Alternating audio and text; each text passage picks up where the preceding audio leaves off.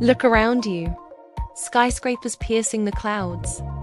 Millions of people connected by a web of steel, glass, and fiber optics. We are the most connected generation in history. A global village at our fingertips.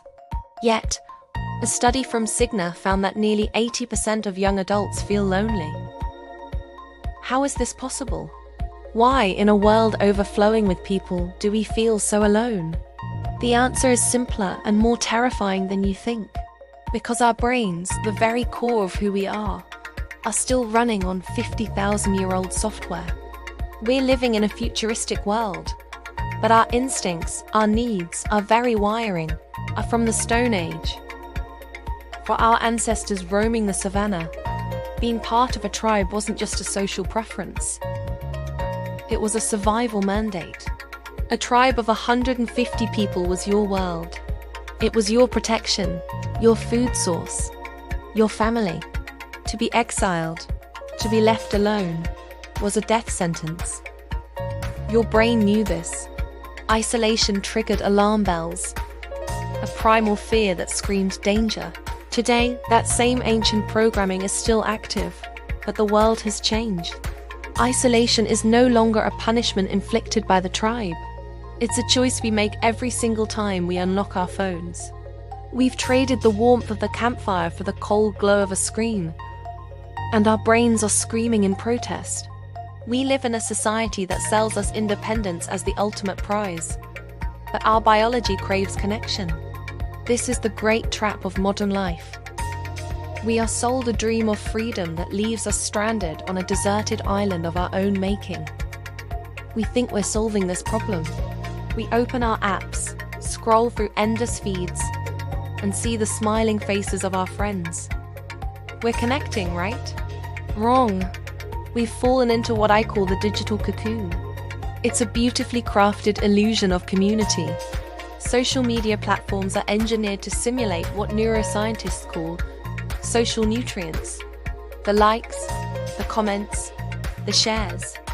These are little hits of validation that feel good in the moment, like a sugary snack when you're starving. But just like you can't survive on candy alone, you can't build a healthy social life on digital interactions. There's no social substance.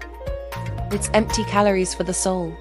This creates a psychological phenomenon known as the uncanny valley of friendship.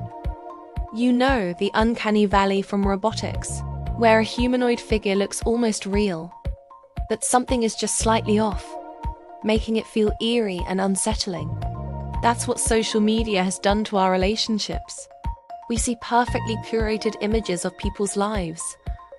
We read their carefully crafted updates, but we don't feel them.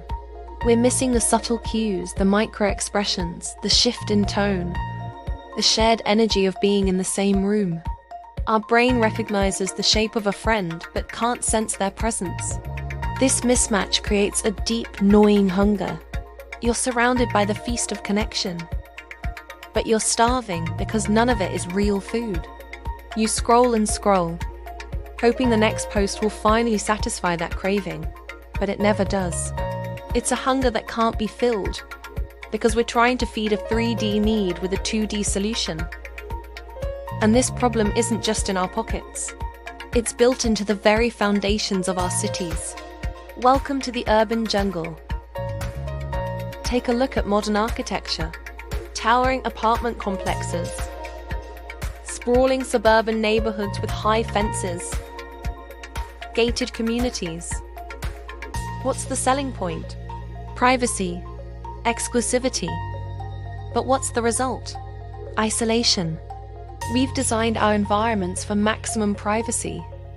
And in doing so, we've inadvertently built ourselves beautiful, comfortable prisons. We can go from our private home, to our private car, to our private office cubicle, and back again, without having a single meaningful, unplanned interaction with another human being. This is a recent invention. For most of history, our lives were intertwined in public spaces. The village square, the local market, the community well. Sociologist Ray Oldenburg called these third places. Third places are the anchors of community life.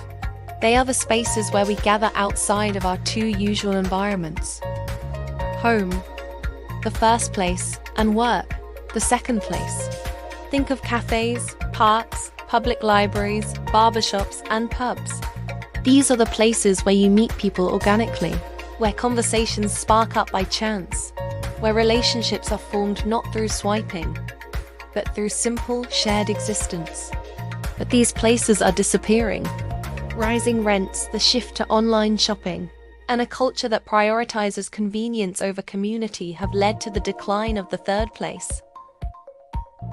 We'd rather have our coffee delivered than go to a cafe. We'd rather stream a movie than go to a local theater. Every time a third place closes, a piece of our community's heart dies with it, and our collective mental health pays the price. We've optimized our lives for efficiency, and we've engineered the humanity right out of them. Now, you might think loneliness is just a feeling, a state of mind you can just get over. But the science tells a different story. Loneliness isn't just in your head. It's a physical state that wreaks havoc on your body and your brain. Neuroscientists using fMRI scans have made a shocking discovery about the neurochemistry of rejection. When you experience social rejection, being left out, ignored, or ostracized, your brain activates the exact same region that processes physical pain, the dorsal anterior cingulate cortex. Let me say that again. To your brain, the pain of a broken heart is indistinguishable from the pain of a broken bone. Being lonely is literally, physically hurting you. This isn't an exaggeration. It's a biological fact. That deep ache you feel when you're lonely, that's your brain's pain response system firing on all cylinders. Why would evolution do this? Because, as we talked about, for our ancestors, social rejection was a direct threat to survival. The pain was a powerful motivator to mend social bonds and get back into the safety of the tribe. But in our modern world where loneliness can be chronic and long-term, this alarm bell never shuts off.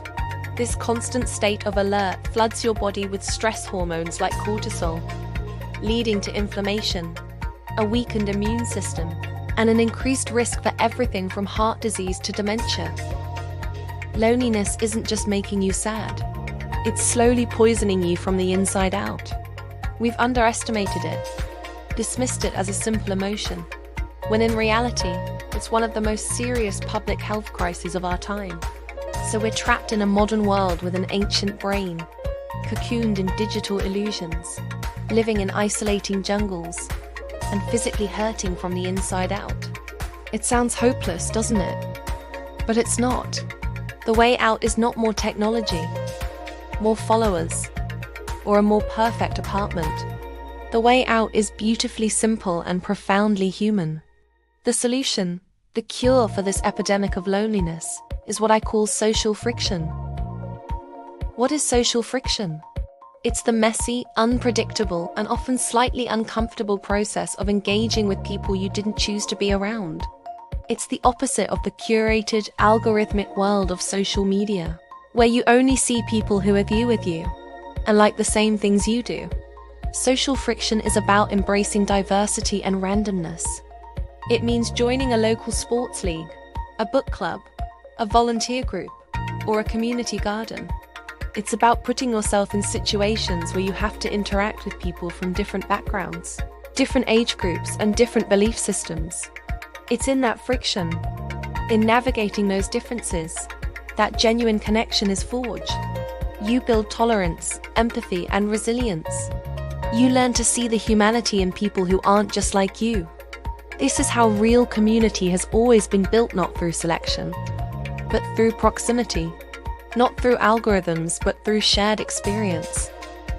It won't always be easy. It might be awkward, but it is the only way to build the strong, authentic social bonds that our Stone Age brains so desperately crave. Stop searching for the perfect connection and start building connections in the imperfect world right outside your door. Thanks for watching.